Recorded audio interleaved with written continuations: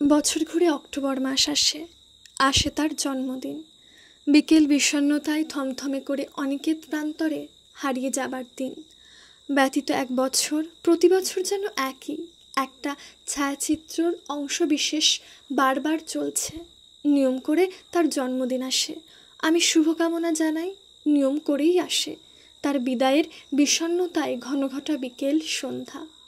শুধু বিদায়ের আগের দিন আসে না সে, তার সাথে আর কথা বলা হয়ে ওঠে না। যত কথা যেন তার হয়ে দুঃখরা মনোযোগে শুনে বিরহের নীল নকশা আঁকে। সবই ঠিক একই রকম, শুধু ভিন্নতা বিদায়ের আগের দিনও আর কথা হয় না কোনো বছর। আচ্ছা, এমনটা হতে পারে না সে এলো না তাই আর অভিমানী অক্টোবর নিজেকে গুটিয়ে রাখলো? মুছে গেল অক্টোবর, মুছে গেল তার সব স্মৃতি, দুঃখ, ফিরে পাবার প্রবল ইচ্ছা। এমনটা তো হতেই পারে। যদি সে চিরতরে বিদায় নিতে পারে, তবে অক্টোবর, তার বিদায়ের মাস, কেন বিদায় নিতে পারবে না?